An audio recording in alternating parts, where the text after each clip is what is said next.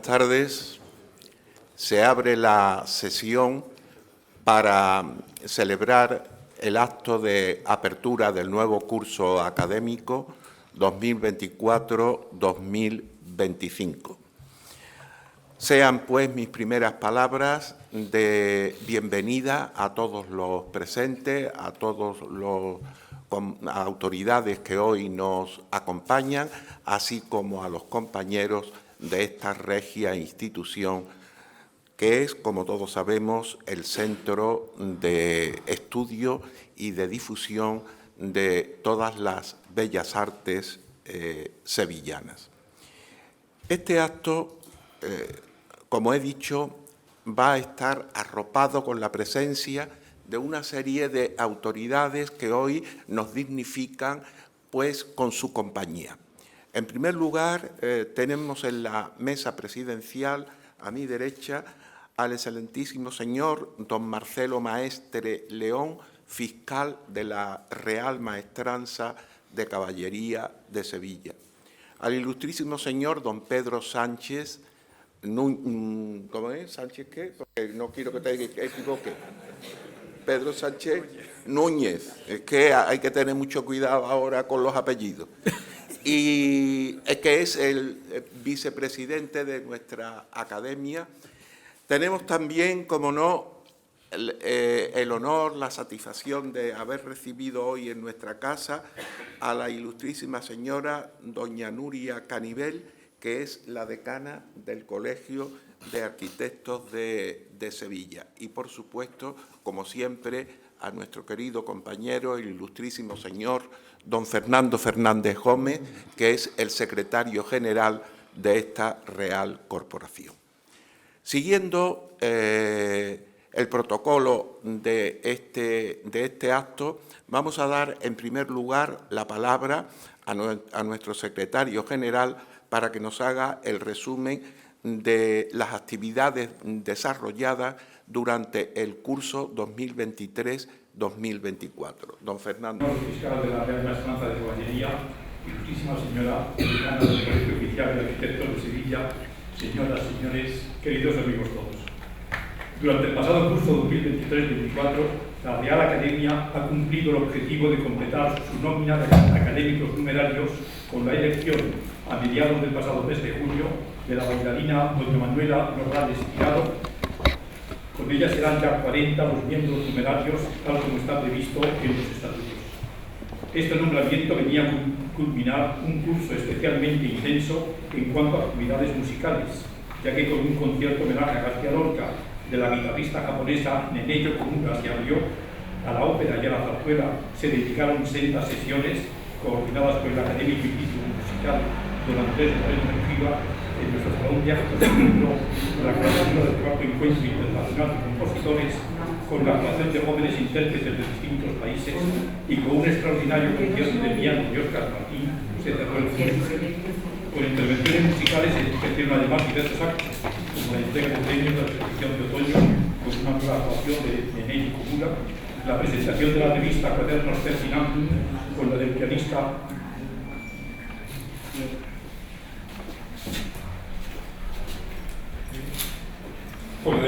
José Manuel Acuña, la del libro Biografía de Manuel Castillo, con la de otro pianista, Ignacio Torner.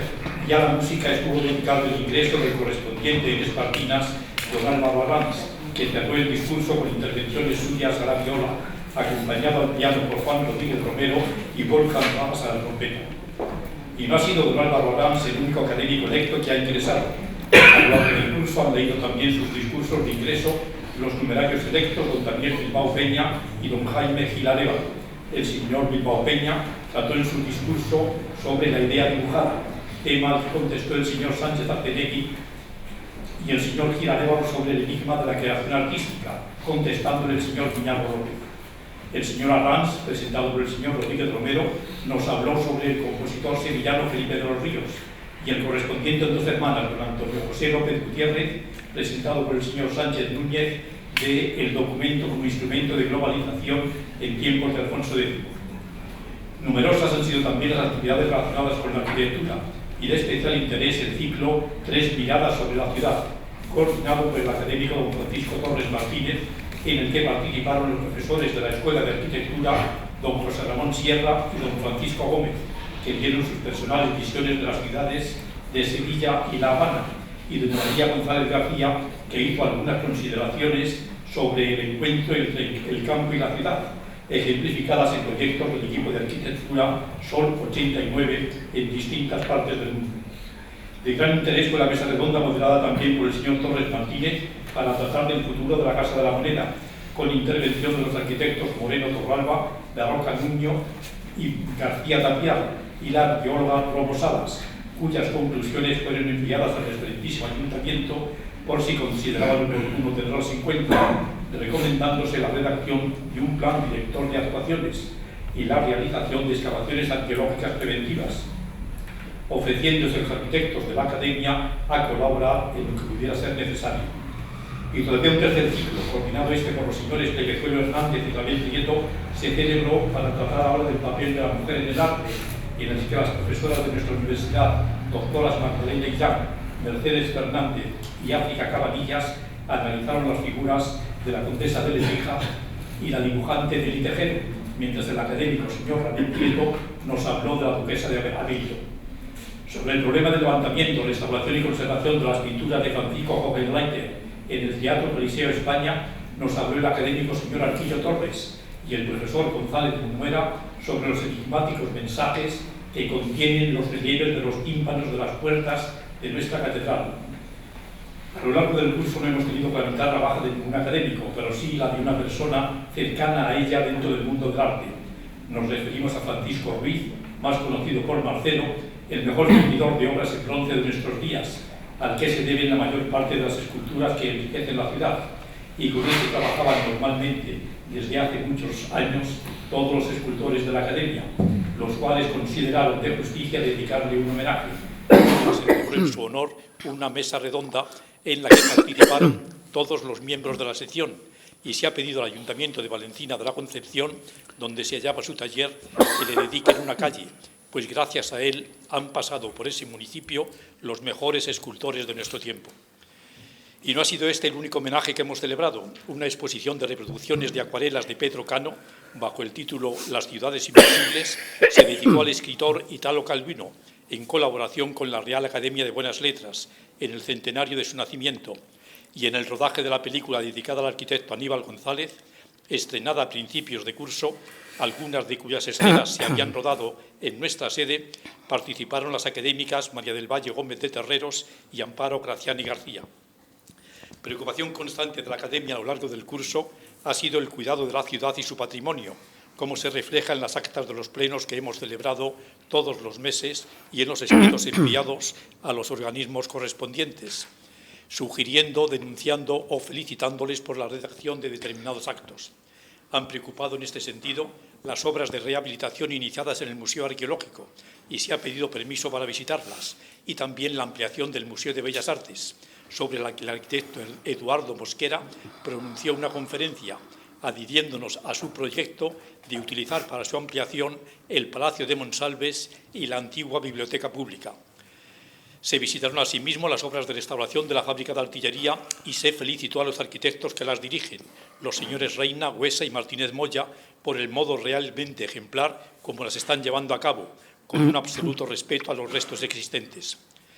Se ha pedido permiso para visitar también las obras de las atarazanas y poder dar a la Academia su parecer a lo que allí se está haciendo, que solo conocemos a través de la prensa. Se denunció el derribo de algunas casas del Paseo Colón y la agregación de sus parcelas y el lamentable estado en que se hallaban las tumbas de algunos sevillanos ilustres en el cementerio de San Fernando, entre ellas la de Joselito con la monumental escultura de Benlliure que amenazaba hundirse. Y se denunció el muro que se estaba construyendo alrededor de la antigua fábrica de vidrio La Trinidad.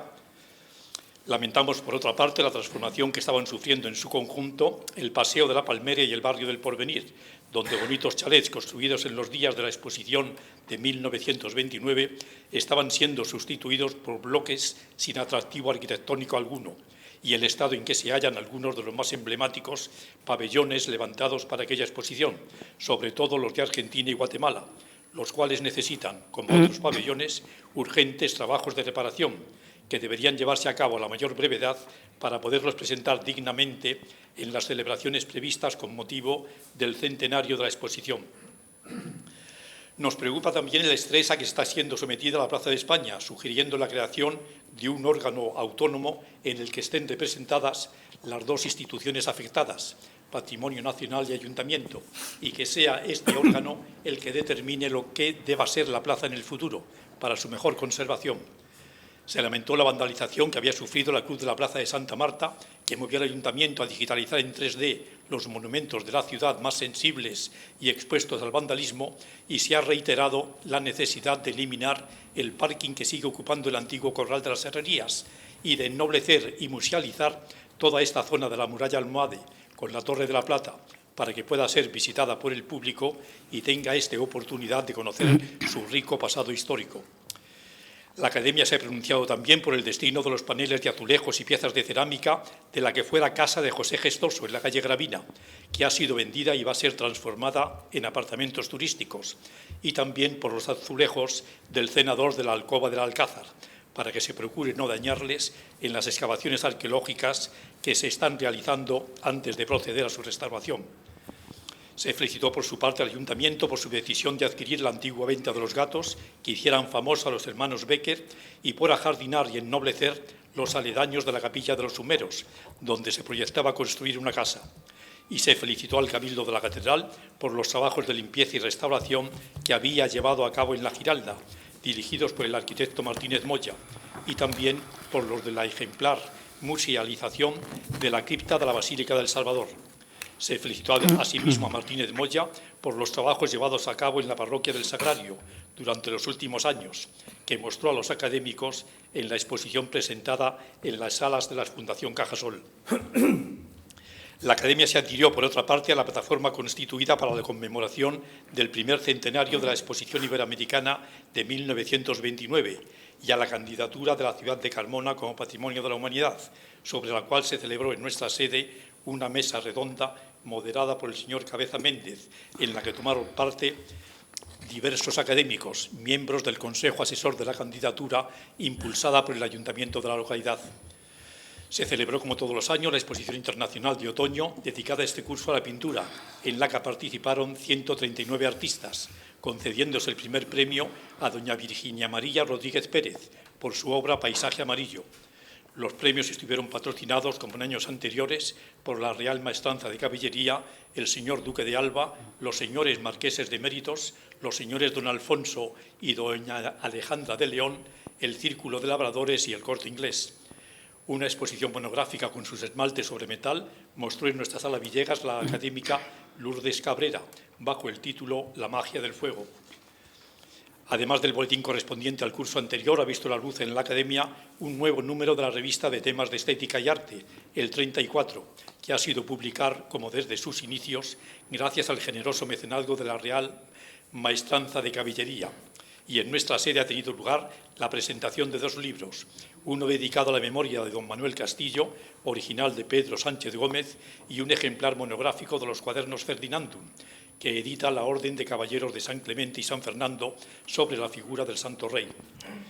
Decíamos al principio que el curso se había cerrado con la elección de la señora Nogales Tirado como académica numeraria. No fue la única elección que tuvo lugar en el pleno extraordinario del pasado mes de junio, ya que también fueron elegidos los correspondientes doña Esther Cañadas, en Neumünster, Alemania, don Rafael de Besa, en Osuna, don Javier Sánchez Rivas, en Gines, y don José Escalante, en Antequera. Todos ellos irán tomando posesión de sus nombramientos a lo largo del curso que ahora se inicia, y a todos les deseamos una larga estancia y eficaz trabajo en la Academia.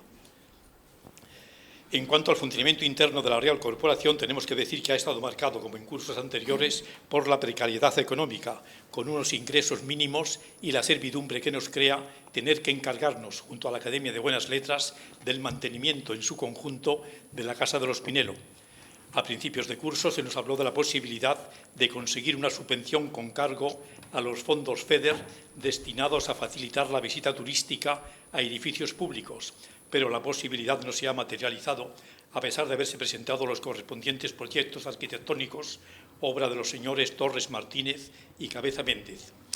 A mediados del pasado mes de julio visitó la casa, tras una reunión en su despacho, el viceconsejero de Turismo, Cultura y Deportes, prometiendo interesarse por buscar la mejor solución a los problemas del edificio, que continúa siendo propiedad del Ayuntamiento, pero cedido a la Junta de Andalucía para sede de las academias. Otro proyecto independiente para la rehabilitación de los sótanos del edificio presentó el arquitecto Queiro Quijada, del que tampoco hemos tenido ninguna noticia. A lo largo del año hemos seguido trabajando igualmente en la actualización de nuestros estatutos y reglamento de régimen interior, adecuándolo a las últimas normas establecidas y que, como decíamos al principio, acaban de ser aprobados el pasado día 23 de julio, junto a los de las restantes academias y reales academias de Andalucía, por la Consejería de Universidad, Investigación e Innovación, de la que orgánicamente dependemos a través de la Dirección General de Investigación. Nuestra colección de obras de arte se ha visto enriquecida por la donación por parte del Corte Inglés del cuadro Quinta Suite, del pintor Jesús Puente Carretero, premiado en la exposición de otoño. El señor Giraleva lo entregó, como recuerdo de su ingreso como académico numerario, la escultura en bronce y hierro titulada El despojo del alma, y la familia Vázquez Armero ha depositado en la Academia el cuadro de Santa Rosa de Lima, arrodillada ante el Papa, del taller de Lucas Jordán, que adorna la escalera principal junto al de Santa Isabel de Hungría. Para ir restaurando las obras de nuestra colección que necesiten algún tipo de actuación, se ha firmado un convenio de prácticas con la Facultad de Bellas Artes. Y ya solo nos queda mostrar nuestro agradecimiento a los organismos e instituciones que con sus aportaciones nos han ayudado a hacer frente a los gastos que ocasionan las diversas actividades y la vida misma de la Academia. A la Consejería de Economía, Hacienda y Fondos Europeos de la Junta de Andalucía, al excelentísimo Ayuntamiento a través del ICAS, a la Fundación Cajasol, a la Real Maestranza de Caballería, a la empresa constructora ABRE, a los patrocinadores de los premios de la exposición de otoño, nuestro agradecimiento por su generosidad en nombre de todos los académicos. Y a todos estos, nuestra personal gratitud y la de toda la Junta de Gobierno por su permanente disponibilidad para trabajar en beneficio de la Academia y de la ciudad de Sevilla, a lo que nos debemos. Muchas gracias. Por ese acta, como siempre, es modélica, es puntillosa en el sentido de que no deja nada atrás y que está facilitándole la labor a los futuros investigadores, de manera que aquellos que de aquí en adelante tengan que hacer alguna tesis doctoral sobre esta Real Corporación, pues se van a encontrar el 50% del trabajo perfectamente elaborado. Gracias por todo ello, como siempre. A continuación, y ya como núcleo central de este acto solemne y público de apertura del curso 2024-2025, tengo el gusto de presentarle a nuestros dos conferenciantes esta tarde, a los ilustrísimos señores don Juan Ruesga Navarro, que es académico numerario y tesorero de la Junta de Gobierno de esta real institución, y a don Vicente Palacios Galán, que es escenógrafo. Ambos van a ilustrarnos esta tarde con una conferencia titulada El Coliseo del Buen Retiro, primer teatro a la italiana en España, arquitectura y escenografía en el siglo XVII. Cuando ustedes quieran, tienen la palabra. De Santa Isabel de Hungría de Sevilla, autoridades, académicos, académicas, colegas, amigos, señoras y señores. En primer lugar, muchas gracias por su presencia y espero que les resulte de interés lo que vamos a contarles. Esta conferencia se basa en los trabajos desarrollados a lo largo de los 2 últimos años en el grupo de investigación de la Universidad Complutense Fiestas Teatrales en el Coliseo del Buen Retiro, 1650-1660, del que formamos parte ambos conferenciantes. La conferencia se divide en 2 partes. La primera sobre la hipótesis arquitectónica que desarrollaré yo mismo y la segunda sobre la maquinaria escénica del Coliseo a cargo del escenógrafo Vicente Palacios. Y un breve vídeo de unos 5 minutos que muestra el funcionamiento de la maquinaria. En total hemos previsto unos 45 minutos, así que espero que nos ajustemos al tiempo y que la síntesis les interese, porque meter en 45 minutos el trabajo de 2 años no es sencillo. Bien, El Coliseo, inaugurado en 1640, fue el primer teatro a la italiana de España y formaba parte del Palacio del Buen Retiro de Madrid, edificado en el reinado de Felipe IV. En dicho teatro se representaron importantes textos de Calderón de la Barca y es una pieza esencial y poco divulgada de la historia del teatro español. Presentamos una hipótesis arquitectónica del mismo como herramienta de conocimiento y análisis más allá de una imagen verosímil. Hemos utilizado el mismo método de anteriores trabajos sobre el Corral de la Montería de Sevilla y el Patio de las Arcas de Lisboa y otros más que hemos realizado juntamente con las profesoras de la Universidad de Sevilla, Mercedes de los Reyes y Piedad Bolaños, y el escenógrafo Vicente Palacio, que me acompaña. La hipótesis planteada corresponde al único levantamiento existente, es posible que existieran algunos, pero todos los archivos del Palacio del Buen Retiro se perdieron, a menos que haya hallazgos y novedades en el futuro. Como digo, al único levantamiento existente del Palacio del Buen Retiro y de los terrenos del entorno, realizado en 1712 por el arquitecto francés René Carlier, 70 años después de la inauguración del teatro. De ese plano hemos manejado una copia digitalizada en alta resolución del original, conservado en la Biblioteca Nacional de Francia. La maquinaria escénica es la que estimamos necesaria para la representación de la fábula de Andrómeda y Perseo de Pedro Calderón de la Barca, con escenografía de Bacchio del Bianco, que tuvo lugar en el Coliseo del Buen Retiro el 18 de mayo de 1653. En esta vista del Buen Retiro de José Leonardo de 1636, apreciamos uno de los estados finales del palacio con el Coliseo aún sin inaugurar. El actual Parque del Retiro de Madrid eran básicamente los jardines del palacio. Un interesante caso de toponimia, ya que el parque se llama así porque formaba parte del Palacio del Buen Retiro, cuyo origen fue el cuarto de retiro que Felipe II había edificado junto al monasterio de los Jerónimos Reales. El palacio ha desaparecido prácticamente y, sin embargo, el retiro, el parque, es un lugar conocido de Madrid vinculado por generaciones al ocio y al descanso. De toda la amplia edificación del palacio que se puede ver ahí, solo han quedado en pie un par de edificios, el Salón de Reinos y el Casón. En esta imagen que hemos traído sobre un plano actual de Madrid, hemos marcado en azul arriba el Salón de Reinos, en la calle Méndez Núñez, más conocido como anterior sede del Museo del Ejército, que está en renovación para incorporarse como anexo al Museo del Prado, y a la derecha, pequeño, un rectángulo pequeño azul también, el Casón del Buen Retiro, que ya es un anexo de dicho museo. En rojo, entre ambos, hemos marcado la ubicación exacta del Coliseo, que estaba inmediato al Salón de Reinos y muy próximo al Casón, aproximadamente sobre la línea de la calle Alfonso XII de Madrid. Como hemos comentado, el Coliseo del Buen Retiro fue el primer teatro con escenografía en perspectiva que se construyó en España. Los denominados teatros a la italiana fueron aceptados rápidamente por el éxito del género, el melodrama, y la brillantez y agilidad de las escenografías que permitían.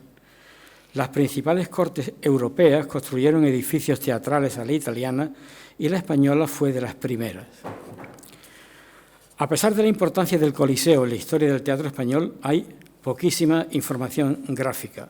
En su obra esencial, Un palacio para el rey, publicada en 1980, los insignes hispanistas Jonathan Brown y John Eliot muestran un plano que encargaron redibujar copiando el existente en la Biblioteca Nacional de Francia, que según su propia nota se encontraba en malas condiciones de conservación. La imagen muestra el original conservado y digitalizado en la actualidad. Hay una labor de digitalización de la Biblioteca Nacional de Francia que permite estudiar todos sus fondos sin moverte de tu despacho. Lo hemos podido estudiar, como digo, en gran detalle. Es un plano, levantamiento, con pérdida de papel por sus pliegues, de 94 centímetros de alto por 1,34,70 centímetros de largo. Es decir, para los arquitectos presentes pueden imaginarse 94 centímetros de alto por 134 de largo. Está dibujado a grafito, es un dibujo muy minucioso, con anotaciones manuscritas y con escala gráfica. lo que nos ha permitido trabajar con dimensiones concretas en toda la reconstrucción virtual que luego mostraremos. Y además incluye también bocetos de las estructuras del casón. Pasa a la siguiente, sí. Eso es. Este es un fragmento en el que se ve arriba a la izquierda el único plano garantizado del casón del Buen Retiro, que solo es de planta. No existe ni sección, ni alzado, ni ninguna otra documentación. También hemos estudiado, para intentar completar esta investigación, la sección por el casón dibujada asimismo por René Carlier, en la que se pueden apreciar desniveles, drenajes y detalles constructivos del casón y de la crujía principal del Palacio del Buen Retiro. También la información preparada para el Museo del Prado para el concurso convocado en 2016 para habilitar el Salón de Reinos como anexo del museo. Información en la que hemos podido comprobar dimensiones y, lo que es más importante, alturas y rasantes, y compararlo con las medidas descritas por Antonio Palomino en su Museo Pictórico y Escala Óptica de 1724, del que hemos manejado un ejemplar, donde afirma haber hecho las mediciones personalmente. Bien, para situarnos en el momento en que se hace el plano que nos sirve como referencia,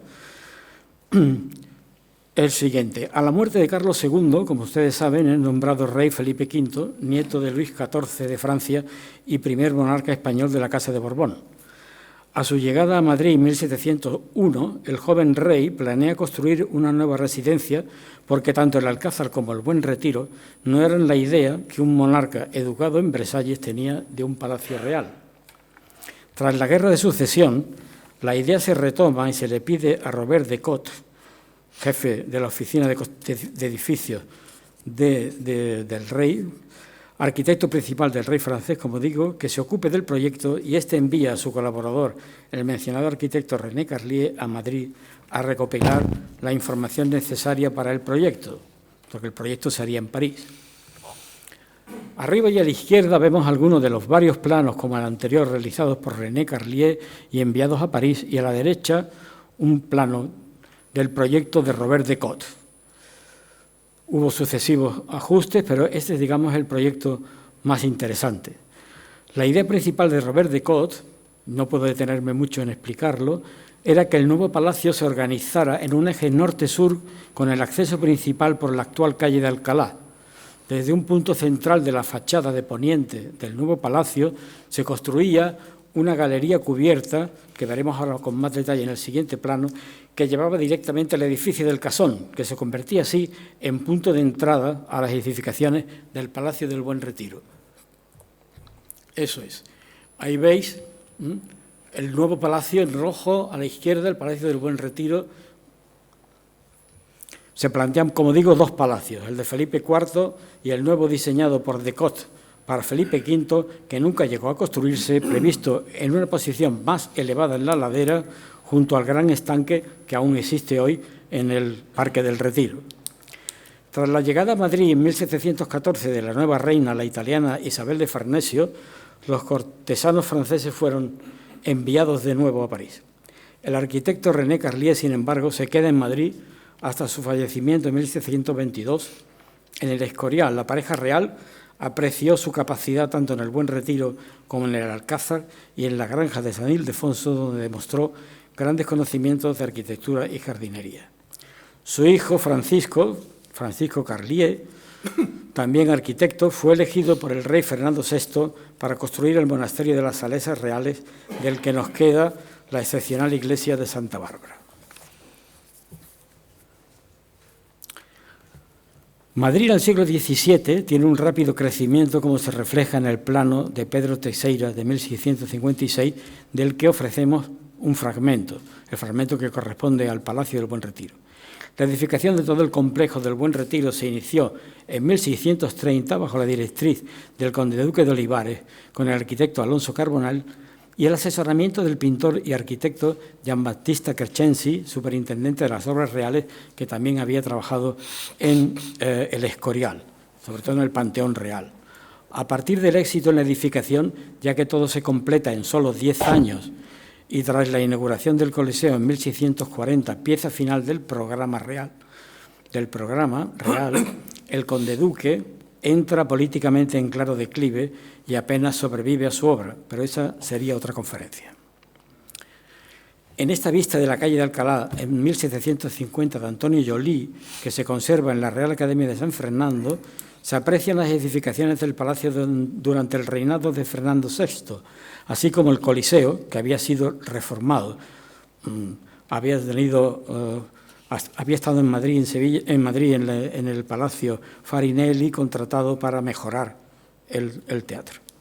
En 1764 se inaugura el actual Palacio Real, y Carlos III, ya tiene palacio, cede el Buen Retiro como cuarteles a las armas de infantería y caballería.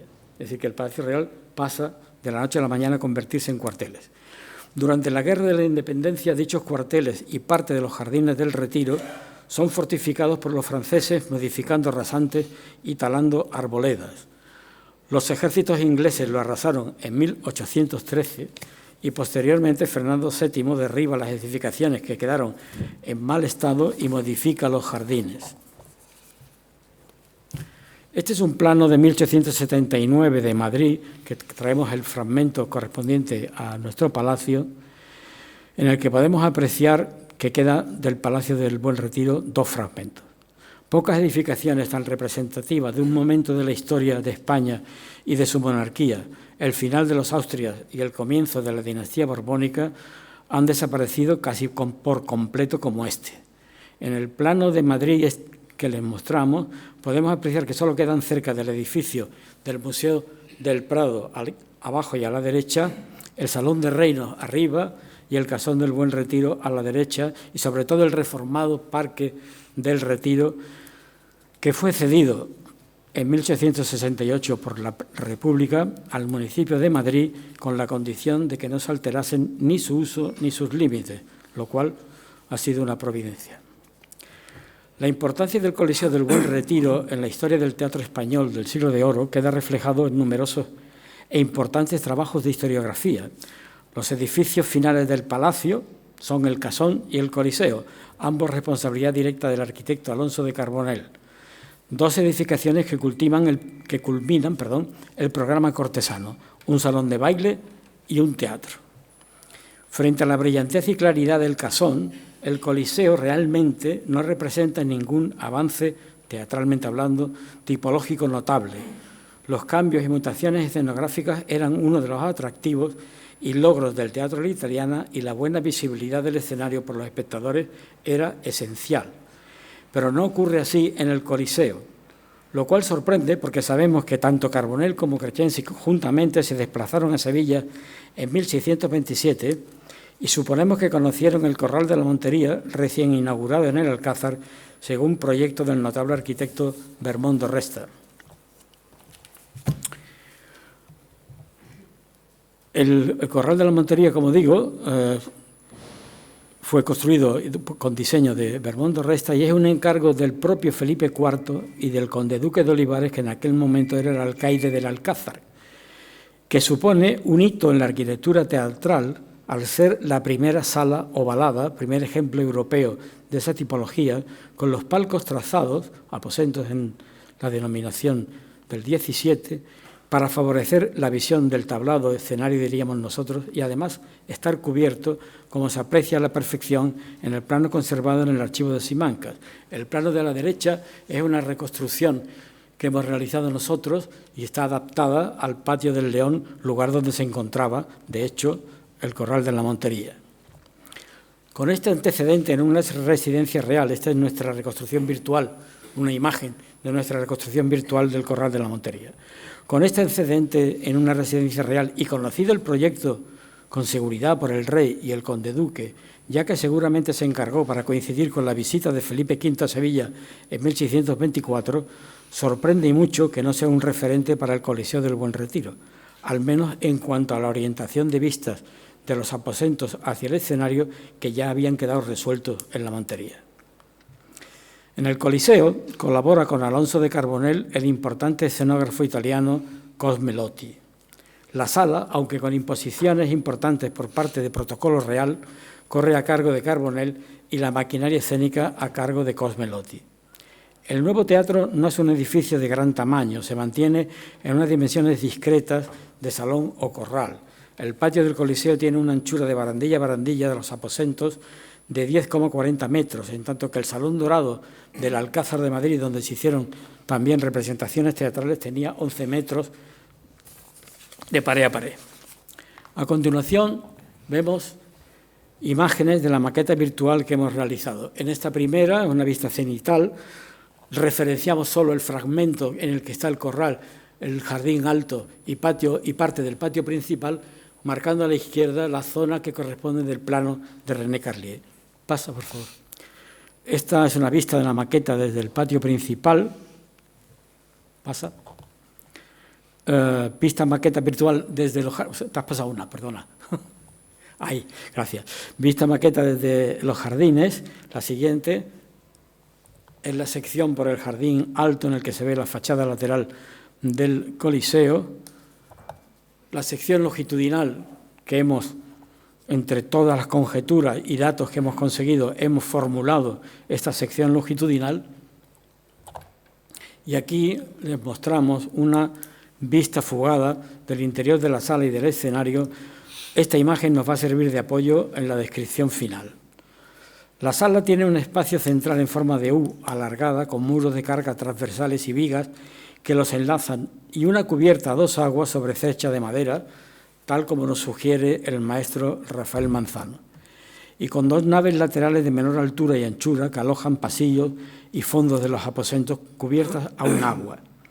Tras la U existe una crujía de enlace con el palacio y en el lado contrario una sencilla pero amplia construcción a un agua que aloja el escenario. En el lado curvo de la U se sitúan el palco real y las cazuelas. La altura de la nave es de 9,70 hasta la cornisa superior del tercer nivel de aposentos. Tiene 3 plantas de aposentos, como veis. De la cornisa que corre por encima del tercer nivel de palco o aposentos, proponemos que arranque una bóveda vaída encamonada de 3,20 metros de altura, colgada de las vigas principales que cruzan la sala de lado a lado. La bóveda enmarca el tapiz de boca de escena y acoge con sencillez la parte curva de la sala donde se encuentra el palco real, dotando, en nuestra hipótesis, de cierta magnificencia al espacio. Los efectos escenográficos eran la gran apuesta del Coliseo. Colmelotti plantearía unas peticiones concretas para el diseño y construcción de la tramoya, que veremos en la intervención de Vicente Palacios, y que todo quedara bien alojado y protegido, algo sencillo y funcional, fácil de modificar y ampliar si fuera necesario. Con espacio a cada lado de la embocadura y con profundidad suficiente en la chácera para instalar los últimos bastidores y telones que favorecieran el efecto de fuga de la perspectiva, con capacidad para los movimientos de 1 o 2 docenas de tramoyistas y para la entrada y salida de intérpretes, cantantes y bailarines. Hemos planteado las galerías y fosos necesarios con las dimensiones suficientes para poder desarrollar la escenografía de Fábula de Perseo y Andrómeda que el texto de Calderón de la Barca propone y que los dibujos escenográficos de Bacchio del Bianco exigen. Una vez planteada la estructura total de la tramoya, le hemos dado alojamiento en una caja escénica cuya dimensión en altura encaje constructivamente con la sala teatral y en planta corresponda fielmente, rigurosamente, al plano de René Carlier. Para concluir, si hay un tiempo fascinante en la historia del teatro, es el que transcurre entre 1564, nacimiento de William Shakespeare, y 1680, muerte de Pedro Calderón de la Barca, que incluye la inauguración del Teatro Olímpico de Vicenza de Andrea Palladio en 1580. En poco más de 100 años se producen los estrenos de obras inmortales del repertorio universal y se dan los pasos esenciales para el nacimiento y consolidación del edificio llamado Teatro a la Italiana, que con buena visión y acústica y un escenario capaz de evolucionar con los cambios tecnológicos, se ha convertido en pieza esencial de la arquitectura teatral. Y es en ese privilegiado tiempo cuando se edifica el Coliseo del Buen Retiro. A pesar de los arreglos y mejoras realizados, el Coliseo se ve superado muy pronto por el nuevo Teatro de Ópera de los Caños de Peral, inaugurado en 1738 con proyectos de Virgilio Rabaglio y con el apoyo real en su programación. Los mejores días del Coliseo del Buen Retiro ya habían pasado y otras arquitecturas y otros espectáculos reclamaban su sitio. Comentario final. El Salón de Reinas y el Casón son las piezas del Palacio del Buen Retiro que han perdurado junto a la iglesia y claustro de los Jerónimos que justificaron su localización. En estos días en los que avanzan las obras del Salón de Reino como parte del Museo del Prado, donde se exhiben tantas obras que fueron concebidas para el Palacio del Buen Retiro, resulta casi de justicia poética que se unen como proyecto cultural los elementos más destacados de aquel palacio.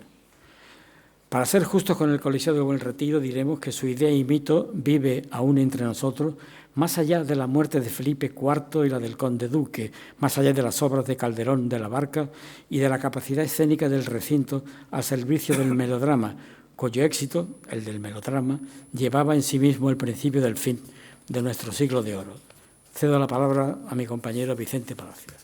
Muchas gracias a todos por la asistencia y me van a permitir una dedicatoria emotiva a nuestra compañera que no puede asistir, Mercedes Los Reyes Peña, a la que tengo absolutamente presente en este momento.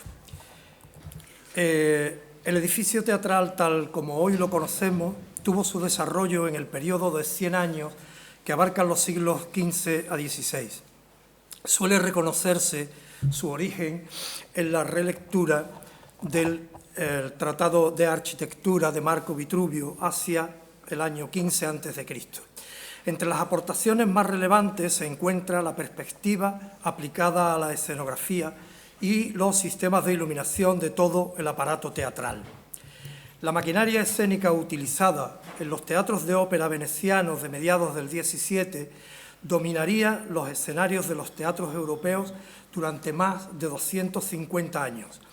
A finales del siglo XVII, todos los elementos de la escena mecanizada se habían inventado y puesto en práctica. Los escenógrafos italianos difundieron esta tecnología por toda Europa. La fábula Fortunas de Andrómeda y Perseo se representó el día 18 de mayo de 1653 sobre las tablas del Coliseo del Buen Retiro. El evento fue promovido por la infanta María Teresa para festejar la recuperación tras grave enfermedad de la reina Mariana de Austria. Era la segunda colaboración entre Pedro Calderón de la Barca y el italiano Baccio del Bianco, que se ocupó de la escenotecnia. Se trató de una de esas comedias de aparato que a lo largo de la década de 1650 convirtieron el Coliseo en el más importante espacio teatral cortesano de la monarquía hispánica durante el Barroco y uno de los más importantes de Europa. Se conserva en la Universidad de Harvard un ejemplar de lujo del drama que contiene, además del texto, la loa, los entremeses, un fin de fiesta, la partitura de la música y 11 dibujos de la puesta en escena elaborados por el propio Baccio del Bianco. Felipe IV encargó la redacción de esta suelta al escenógrafo italiano para mandarla a su padre político, el emperador Fernando III de Habsburgo, una prueba de que la misión representativa del teatro domina en la fiesta de corte y que el escenógrafo es ya tan importante como el poeta. María Luisa Tobar nos recuerda que Baccio del Bianco ya habló del gusto de los españoles por las máquinas teatrales.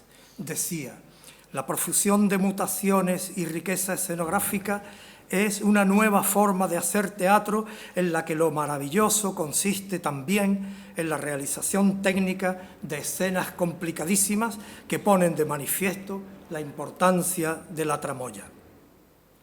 Para aproximarnos a la maquinaria escénica que el Coliseo pudo disponer en 1653, nos parece necesario, en primer lugar, tomar algunas referencias. Los documentos son escasísimos y las circunstancias de ser un arte efímero junto al celo de los escenógrafos para preservar sus soluciones de imitadores nos han privado de la documentación que nos permitiría acercarnos con mayor certeza a la realidad de lo ocurrido aquel día de 1653. Requeríamos, pues, de una nómina de estos referentes. Por un lado, de los tratadistas, ingenieros y escenógrafos que precedieron a Bacho del Bianco en el desarrollo de la puesta en escena barroca, y por otro, de los espacios de representación en los que tuvieron lugar puestas en escena similares. Comenzaremos por establecer una breve relación de personajes esenciales que encabezaría Sebastião Serlio, seguido por Nicola Sabatini y Gian Battista Aleotti, para finalmente recalar en el gran mago, en el llamado el gran mago Giacomo Torelli, y con ellos los teatros más relevantes del momento, en particular los italianos, el Olímpico de Vicenza, el Teatro de Savioneta, el Farnese de Parma, sin olvidar los espacios pertenecientes al ámbito veneciano, en particular el Teatro Público Novísimo de Venecia. Y no podemos olvidar, como ya es tradicional, lo publicado en la enciclopedia de Diderot y d'Alembert entre los años 1751 y 1722, es decir, casi 100 años después de nuestro evento, donde se describe la maquinaria del Palais Royal en 49 planchas coordinadas por el arquitecto Giraud, maquinista de la Ópera de París. Por último, hemos tenido presente la persistencia del modelo en 3 teatros que aún hoy siguen representando óperas según las técnicas escénicas del barroco: el Teatro del Castillo de Cecil Kurloff en Bohemia y los teatros suecos construidos en el Palacio de Drottningholm y en el Castillo de Grimsholm, cerca de Estocolmo. El modelo formalizado en el Teatro Farnese de Parma de la mano de Gian Battista Aleotti, reconocido universalmente como teatro a la italiana, ha sido muchas veces denominado la caja de las magias, tal vez por la fascinación que provocó en quienes lo disfrutaron en aquellas memorables representaciones. Con la mirada puesta en estos referentes, nos dispusimos a afrontar nuestra hipótesis siguiendo la propuesta arquitectónica presentada por Juan Rueja a partir del plano de René Carlier de 1712, que pone unos límites precisos a este trabajo. Como ya enunciara Nicola Sabatini en su práctica de fabricar escenas y máquinas de teatro, el escenario requiere mucho espacio detrás, a los lados, encima y debajo de la escena. El del Coliseo ocupaba 240 metros cuadrados de superficie, no más grande de nuestro conocido Teatro Lope de Vega de Sevilla. Cada hombro, extrañamente irregulares, medía 45 metros cuadrados el derecho y 38 metros cuadrados el izquierdo. La chacena disponía de una superficie aproximada a los 25 metros cuadrados. El escenario se cierra en su parte superior con unas gruesas vigas de madera colocadas a un agua para recibir los materiales de cubrición al tiempo que servirán como estructura soporte para los elementos colgados necesarios para los efectos escénicos. Nuestro ejercicio ha consistido, en primer lugar, en tratar de someter a medidas precisas las imágenes de Bacho del Bianco, teniendo siempre presente que éstas no se realizaron pensando en facilitar datos técnicos, sino en producir un impacto estético que ayudara a imaginar la magnificencia del espectáculo. En otras palabras, las láminas del Bianco poseen un valor fundamentalmente ornamental. Los actuales recursos informáticos, en particular los programas de diseño asistidos por ordenador, vienen en nuestra ayuda para traducir las medidas contenidas en la escala gráfica de los planos de Carlier, que han resultado esenciales a la hora de afrontar la reconstrucción virtual, permitiéndonos aproximaciones fiables. Las medidas no dejan espacio a la duda. Entre los elementos estructurales del edificio del teatro cabe destacar las galerías de trabajo y los fosos, uno menos profundo situado inmediatamente debajo del escenario y dos más amplios donde alojar tornos, elevadores y otros recursos exigidos por el funcionamiento del dispositivo. Todo ello se completaba con un conjunto de galerías técnicas denominadas de muy diversas maneras: puentes de maniobras, pasarelas, galerías de vuelos. El conjunto se hundiría en el subsuelo sufriendo las agresiones de las escorrentías que vertían sobre él debido a la del terreno. La altura total del edificio, incluyendo esta parte rehundida, alcanzaba los 23,6 metros cuadrados. Veamos un breve catálogo de recursos escenográficos plausiblemente utilizados en la puesta en escena de la fábula. La construcción del discurso simbólico espacial creado por Calderón permitirá a Del Bianco poner en juego el más complejo aparato que el Coliseo mostrara nunca en su breve historia, complicadas tramoyas y recursos escénicos variados darán respuesta visual al juego de los 4 elementos: tierra, agua, fuego y aire. El telón de boca, utilizado quizá por primera vez en 1628 en el Salón de Comedias del Alcázar durante la representación de La Selva sin amor de Lope de Vega y Cosmelotti, que es sin duda uno de los recursos que definen por sí mismo el teatro a la italiana. Con un marcado carácter artístico, era realizado ex professo para cada representación. En esta ocasión, los asistentes a la representación se encontraron con un telón de boca carmesí, adornado con flores, y las iniciales entrelazadas que remiten a los nombres del rey, de la infanta y de la reina, envolviéndolo la denominada embocadura fingida o pórtico disfrazado que dibuja Baccio del Bianco en la lámina primera de su colección, rematada por un tarjetón guarnecido de festones alusivo al motivo de la representación de la fábula. Su función, además de preservar la sorpresa de la perspectiva, era separar el espacio de la representación del de los espectadores y ocultar la maquinaria y luminarias alojadas tras él. Con el telón a medio levantar tendrá lugar la escena prólogo con la aparición en máquinas de vuelo de la música, la poesía y la pintura. Su apertura definitiva se producirá al unísono con el movimiento vertical de las 3 tramoyas. Como señalara atinadamente Antonio Tordera, el proceso de la mutación era ya parte del goce. Para conseguir mutaciones brillantes entre escenas, resulta capital el sistema de bastidores.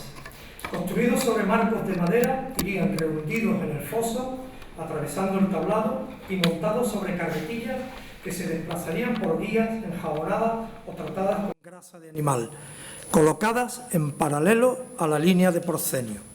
Componen un sistema que puede moverse al unísono al accionar los maquinistas, los cabrestantes alojados en los fosos, donde, mediante una compleja red de cuerdas, quedan vinculados o anidados, permitiendo en el movimiento coordinado de avance o retroceso de todo el conjunto. 2 juegos de bastidores permitirán visualizar 2 escenas sucesivas al retirarse los primeros, dejando aparecer al siguiente grupo en un solo movimiento. Tras ellos, en su parte posterior se colocarían los elementos de iluminación, de tal manera que cada bastidor quedase iluminado desde el anterior mediante unas pértigas fijadas al tablero del escenario. Esta iluminación se completaría con la ya mencionada tras el frente escénico, detrás de las bambalinas y en el proscenio mediante candilejas. Así como los bastidores componen la visión de la perspectiva a ambos lados del escenario, las bambalinas ocupan la parte superior. Se trata en este caso de lienzos pintados que cierran en sentido horizontal cada par de bastidores. Su soporte queda suspendido de la estructura superior con cuerdas y poleas. Se relevan elevándose o descendiendo sobre su par. Al respecto de los bastidores resulta esencial la figura del mencionado Giacomo Torelli, apodado el Mago, personaje que desarrollaría su labor en Venecia. Su aportación al proceso de cambio escénico, la denominada Rueda de Torelli, será determinante.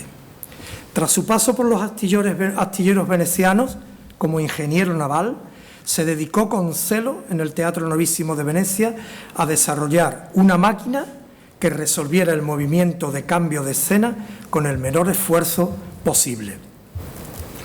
El innovador artilugio Se sitúa debajo del tablado y está compuesto por un tambor giratorio gigante que ocupa toda la profundidad del escenario en perpendicular a la línea de proscenio, unido mediante un complejo juego de cuerdas a los bastidores. Cuando se giraba el tambor, todos los carros se movían a la vez, desplazando a unos fuera del escenario al tiempo que otros los sustituían. El resultado era una máquina de cambio de escena que resolvía el trabajo de 10 tramoyistas. Pero la aportación de Torelli tendría consecuencias mucho más allá del avance técnico. Había conseguido convertir el momento de la transición entre escenas en una parte esencial del espectáculo. Al público se le permitiría asistir a ese momento y experimentar la transformación como un estímulo más para su imaginación. A partir de ahora se podía cambiar de escena cuando la acción de la ópera lo requiriese, aunque fuera en mitad de un acto. En el ya mencionado juego de los 4 elementos, el aire es sin duda el que constituye el espacio primordial en el que habitan y se desenvuelven los dioses. Allí arriba se producen por cantidad y espectacularidad el mayor número de efectos tramoyísticos. Conocemos diferentes modalidades. Las más simples son las que permiten solo el movimiento vertical.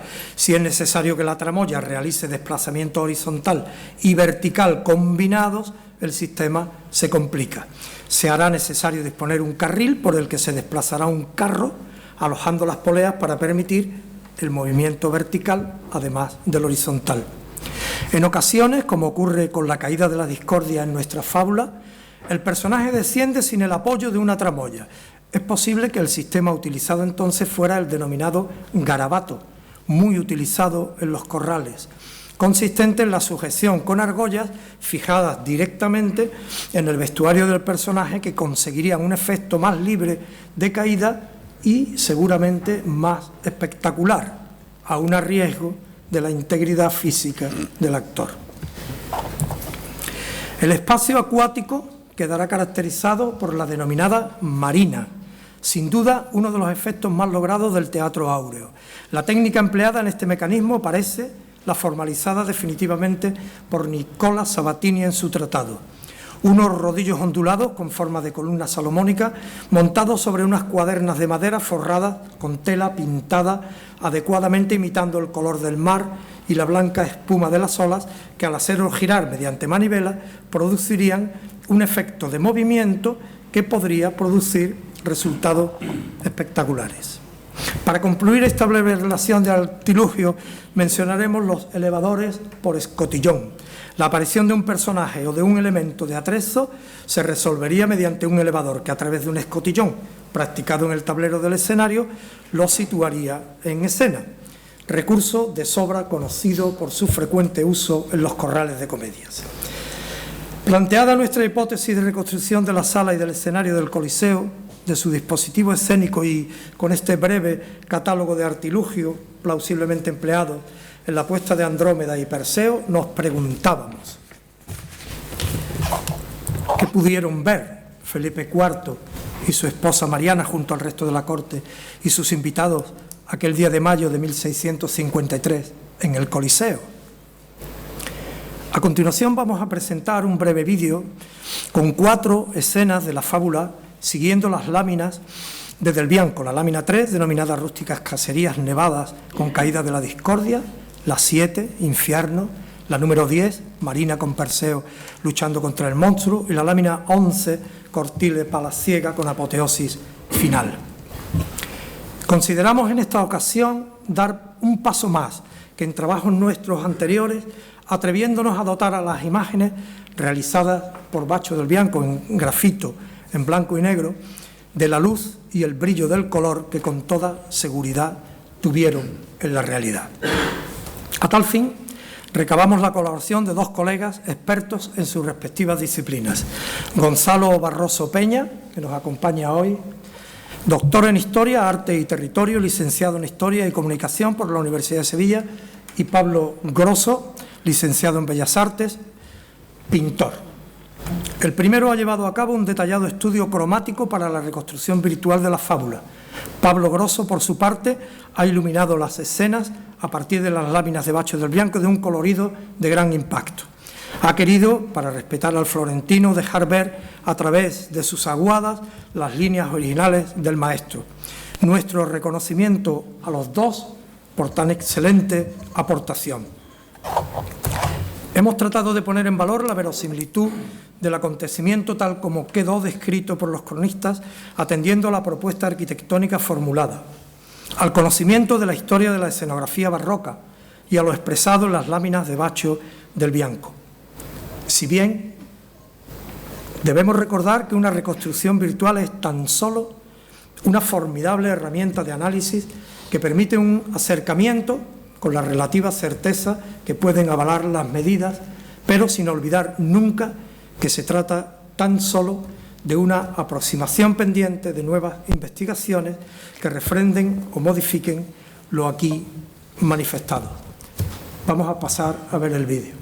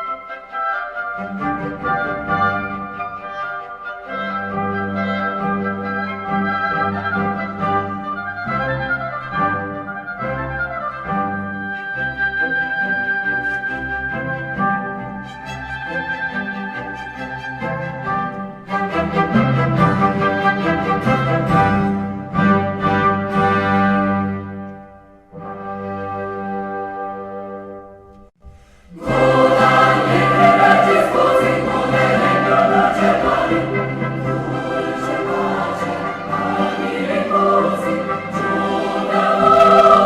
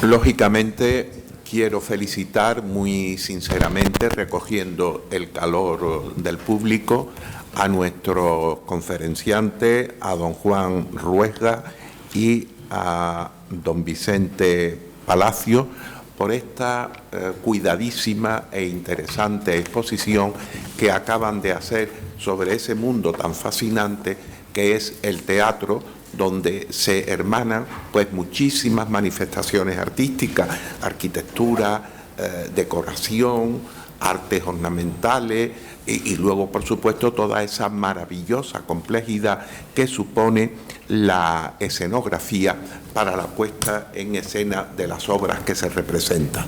Sobre todo, teniendo en cuenta que estamos en una época verdaderamente interesante, la del siglo XVII, porque es la época inmediatamente posterior al Concilio de Trento que tanto influyó en este apartado del teatro en España.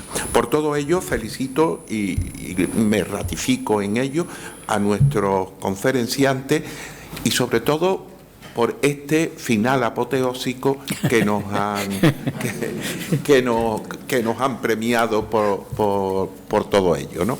Y ya, para poner punto final a este solemne acto, nos ponemos todos de pies.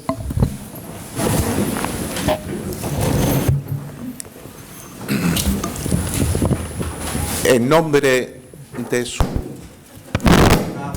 rey don Felipe No.